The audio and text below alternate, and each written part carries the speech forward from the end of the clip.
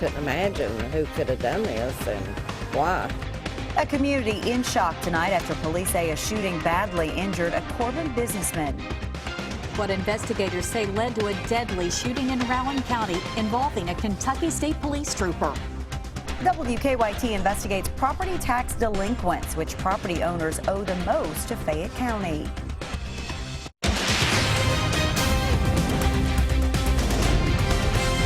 This is WKYT News at 6. Tonight, a well-known Southern Kentucky businessman is fighting for his life. Police say someone shot him multiple times. That shooting happened around 10 this morning at a home on West 7th Street in Corbin, and police say the man's wife was also injured. WKYT's Victor Puente has been following this story all day. He has the very latest on the investigation in our top story at 6.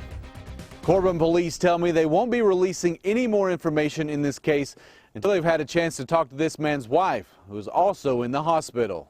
Police say Steve Pataki was shot multiple times inside of his home on 7th Street around 10 this morning. One of his neighbors told me he heard some noise a few hours before that, but nothing seemed to be wrong until he saw police.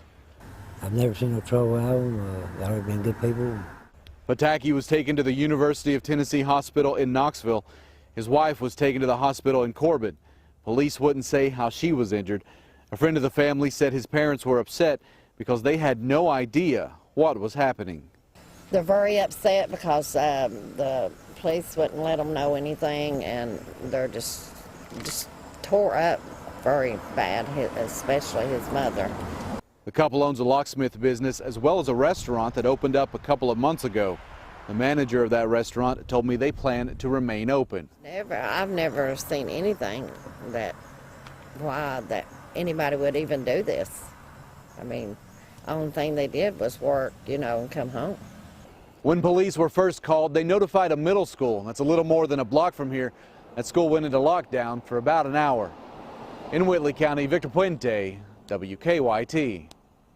Friends tell us the couple has twin children who attend the middle school. Tonight, we're learning more about what investigators say led to a deadly police-involved shooting in Rowan County. Police say they were trying to serve a warrant on 22-year-old Matthew Brewer last night at a home near Moorhead.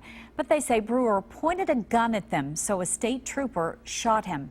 WKYT's Hillary Thornton has the latest. He was very outdoorsy, liked to hunt, liked to ride, dirt bikes. That is how friends are remembering Matthew Brewer, the man shot and killed by state police a little bit after 8:30 Wednesday night. Really shocking, just, something to happen so close to home, someone you know so well, it's a real shame for everyone involved. Neighbors tell us that the 22-year-old has lived at this home with his mother and some other family members for several years. Last night, state police coming here to serve an arrest warrant. Troopers say that warrant was out of Madison County, and after making contact with Brewer outside, he went inside, then running out a back door, pointing a gun at Trooper Michael Armstrong.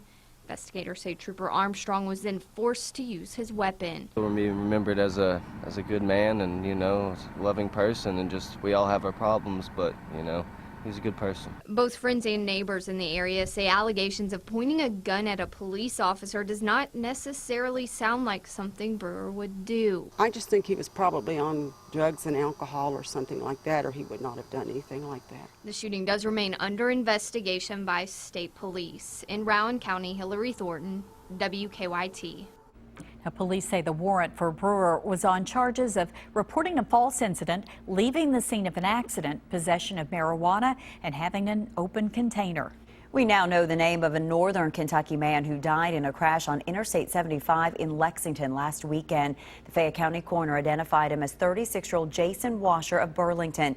Police say early Saturday morning, Washer lost control of his car near mile marker 119 and hit a concrete barrier. The car then burst into flames. Investigators say Washer died at the scene. They're not sure why he lost control of that car. New tonight, police at Eastern Kentucky University are warning students about some recent thefts. Police say the thieves have been stealing bicycles around campus. They say some of the bikes were later found abandoned.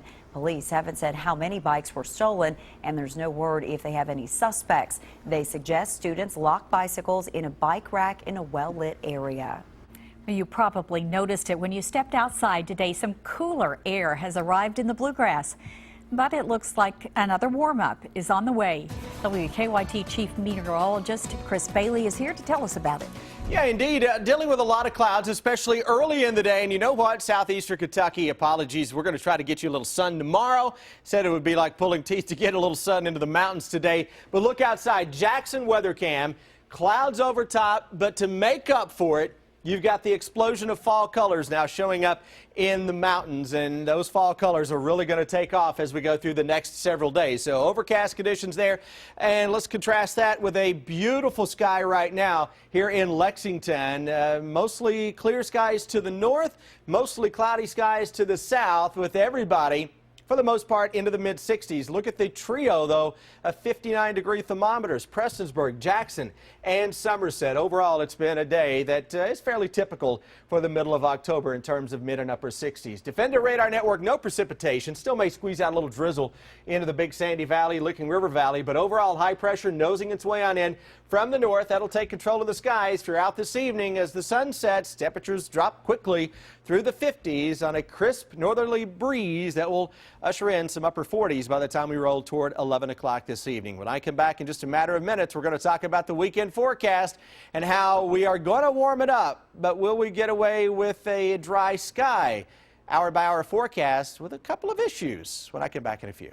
Chris, thank you. Governor Bevin has decided not to ask the state Supreme Court to reconsider its decision on public university funding. The Supreme Court ruled the governor cannot cut budgets from colleges and universities without the legislature's approval. The governor cut 2% in university budgets because he said the money was needed for state pensions. But Attorney General Andy Beshear sued, saying the cuts were illegal. The governor's spokeswoman says he will release the money to the schools once Franklin Circuit Court orders him to do it. Beshear says a hearing will be held Monday on a motion calling for the governor to release that money. Kentucky Republican Congressman Andy Barr and Hal Rogers both spoke at a public policy luncheon in Lexington today.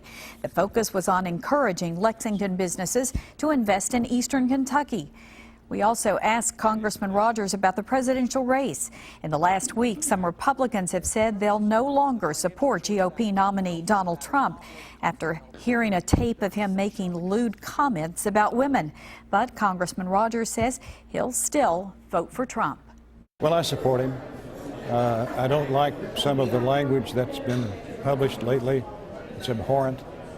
But when you think about the alternative, and that's Hillary Clinton as president, we can't stand another 4 years of Obama-like policies that she would bring. Now, earlier this week, another Republican, Senate Majority Leader Mitch McConnell of Kentucky, refused to talk about the presidential race when asked during an event in Danville. You probably have received your notice in the mail. It is property tax time, and the clock is ticking to get them paid. But who's not keeping up with their bills? WKYT investigative reporter Miranda Combs went to Fayette County's vault to see what properties are delinquent. You usually keep important papers in secure places. There's a little of everything in this room. There are records in here dating back centuries. We do have books with many of the original pages in them, so when you're looking at these documents, you are looking at the original books from back then. Most are promises, wills and marriages, and property deeds. These are the land records of Fayette County since 1794. That's about where we begin, right over here. Since the beginning of Fayette County, these records have been kept. So this is transfers of properties, this is mortgages, indentures. You're going to see these handwritten up until the late 19th century. But there's a smaller book count that sits next to the deeds, the broken promises, and the price that needs to be paid. This is property tax time, and those that didn't pay fill these books. We search for the property owners that owe the most to Fayette County. This property on Southland Drive owes just north of $12,000. The second property to owe the most is down this farm road on our native lane. They owe about $11,800. The third on the list, on Newtown Pike, $10,550 in delinquent taxes. They run the gamut from a few $100s to thousands and thousands. It just depends on the property. County Clerk Don Blevins says the number of property owners with delinquent property taxes has actually gone down in the past few years because interest and penalties these days are substantial. The state, the county, and the school system all miss out on those taxes until they're paid. Folks became aware that by having a delinquent tax bill is a very bad thing for you as a property owner. So our pay rates started to rise. He says there's typically only about 2% delinquent. And here they are, logged in a place where nothing is erased. We're up to deed book, say close to 3,450. Proving that in this world, nothing can be said to be certain except death and taxes. Now, a property owner has until December 31st to pay the face value of their tax bill. After that, the bill becomes delinquent and a variety of penalties and taxes start to pile up. So you have compiled a list of all of these folks that owe on their property taxes, right? We have the top 10 properties online on WKYT.com, so check it out. All right, Miranda. Certainly worth checking. Thank you. Well, a historic Lexington cemetery will be receiving a much-needed restoration. Hear from the Lexington police officer who's leading that effort next. And later in sports, Big Blue Madness is tomorrow, but today was media day for the UK basketball team. Keep up with the latest news on WKYT.com. Join the conversation on Twitter and become a part of the WKYT Facebook family. It's an important part of Lexington's history, but a more than century-old cemetery needs some improvements. So now a Lexington police officer is leading the effort to make it happen. New at 6, WKYT's Lauren Miner talks with them about the restoration project. Over 10,000 African Americans have been buried in Cove Haven Cemetery since 1907. I mean, this is the final resting place, and it should be a respected place and a beautiful place that people are laid to rest, and that's what we want to bring it back to. Officer Holland has been with the Lexington Police Department for 9 years and is the resource officer for the Georgetown Street neighborhood. Holland says he wanted to give back to the community by completing some much-needed maintenance to the cemetery, such as repairing the front entrance, cutting down old trees, and landscaping. As a neighborhood resource officer, it kind of gives you the serving side of protect and serve within the community. 440 veterans have been laid to rest here at Cove Haven Cemetery. After many years, a lot of the headstones have collected dirt and moss, which is why they are being marked with blue tape so volunteers can come and clean them. They gave so much to this country that we can come out and volunteer 20 or 30 minutes of our time and give back to them. Officer Holland says this is more than just fixing up the cemetery. It's about getting the community to come together. I want them to be able to trust me and work with me and know that, you know, when I say I'm going to get something done, that we'll be able to come together, not just me doing it on my own, but the community come together and take pride in your community that you live in, and let's clean it up and work together on doing that. Reporting in Lexington, Lauren Miner, WKYT. And you can help. Volunteers are needed starting at 9 o'clock Saturday morning. If you'd like to help out, we have sign-up information on our website, WKYT.com. Now, your hour-by-hour forecast with Chief Meteorologist Chris Bailey. Well, as expected, temperatures today stealing the weather show. Those numbers a lot colder than at this same point yesterday, and showers kind of few and far between as expected this morning as well. Look outside. Let's compare where we are now at 6 o'clock to 6 o'clock yesterday evening. It's 11 degrees colder in Lexington. Look at Prestonsburg, 17 degrees colder, and 17 degrees colder into Bowling Green as well. Low and mid 60s, most areas. 59 though from Somerset to Jackson and Prestonsburg, where we've got some thicker clouds that are just hanging on. Say goodbye to any chance for some sun as we get low on the horizon, or the sun gets low on the horizon, getting ready to call it quits for the day. We'll try to get you a little ray or two of sunshine the next few days. High pressure right on top of Illinois, and those winds are coming at us from the north. That same cold front that blew through here this morning is now well off to our south and southeast. Though, back edge of this is putting the brakes on. See the clouds that are out here into parts of Missouri, Arkansas, Kansas. Normally, if this were a big, strong high pressure, you would not see that. It's not the strongest high in the world, so there's a little disturbance on the backside of that that will try to push our way tomorrow evening. and can deliver a stray shower or two to maybe a high school football game, especially points south, as we go into our Friday evening. And then everybody has at least a chance on Saturday. Defender Radar Network up close and personal across the Bluegrass State. Sun to the north this afternoon. Clouds again hanging tough to the south. Tomorrow 65 to 70, depending on exactly where you are. Mix of sun and clouds. And tomorrow evening, it's not widespread, but there's a chance we could spit out a shower into sections of especially southern Kentucky. Here's that hour-by-hour forecast. Remember, we get into a new hour at update, so here's the latest and the greatest. 11 o'clock this evening, colder north than the south. And that's an indication that that front is already beginning to check up, put the brakes on. 40s to begin the day.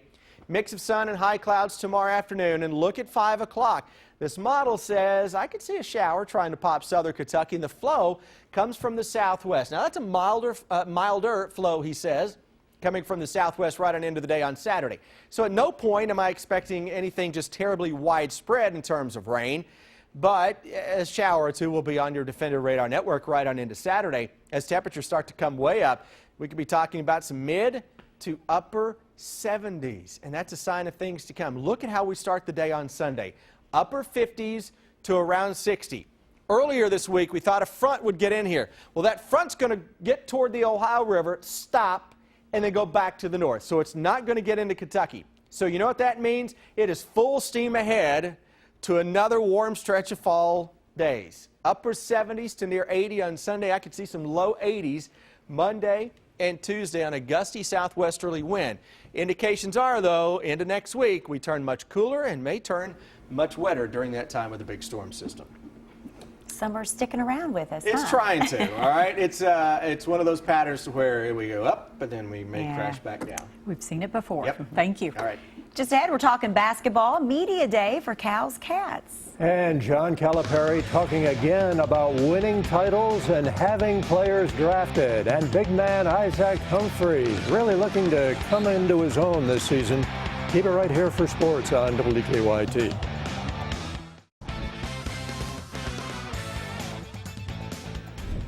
Media day for the Wildcats, and John Calipari repeated something that he has said before. Cal is proud of winning a national title here, that 2012 national championship. He's also proud that 75% of his players who have come to Kentucky have been selected in the NBA draft. If my team won a national title and no one got drafted, I'd be disappointed. Oh, that'll just rifle through our state. I would be disappointed. The question is, would I be totally disappointed? Just to let you clarify that. Now you're mincing words. You're putting words. Look, I would enjoy the fact that I had a team that won a national title, but I would be disappointed that none of the kids got drafted, because that's not how it's supposed to work. Kentucky will be boasting a much stronger inside presence in this coming season. There's been a lot of talk about the improved play of Isaac Humphries. Lee K. Howard profiles the 7-foot sophomore. Wildcat fans saw small doses of Isaac Humphries' potential last season. Now, after a full offseason, Humphries' game is improved, and so has his confidence. Just over the summer, I gained a big confidence boost just in workouts and stuff like that. I worked really hard when I was at home during the break, and when I was here too, and it's just kind of like falling into place for me right now. I just feel really good on the court, and I mean I'm starting to be trusted by everyone on the team too, so it gives me more opportunities. Humphries was gaining confidence last season, and then came the trip to Texas A&M, where a late technical foul cost his team a victory.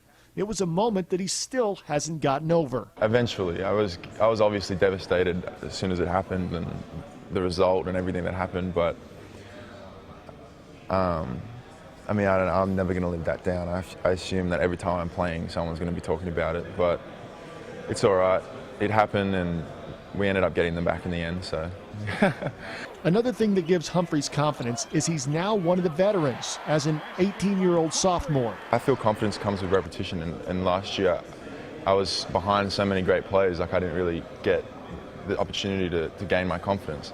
But towards the end there, I did get a chance, and I really, it it helped me a lot to go into the off season to know what to expect, to have an impact. Lee K. Howard, WKYT.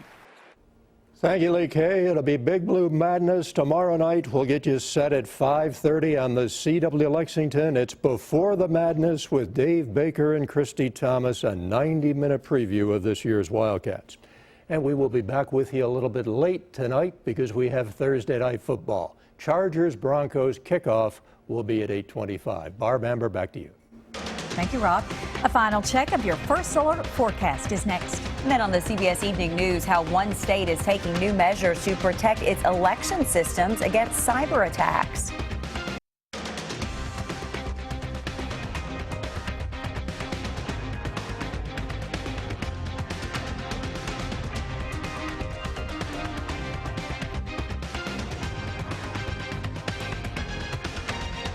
The sun waits all day to make a great appearance for us. And some folks in southern Kentucky still can't get in on the sun, all right? So at least we have a peak or two into central Kentucky. High pressure on top of Illinois and Iowa. That is cleaning the skies up into the rest of the evening from north to south. But notice the clouds back into parts of Arkansas and Missouri. Well, that stuff will try to head our way tomorrow and may produce a shower or two Friday night and into Saturday. We'll track that coming up later on. What about sports?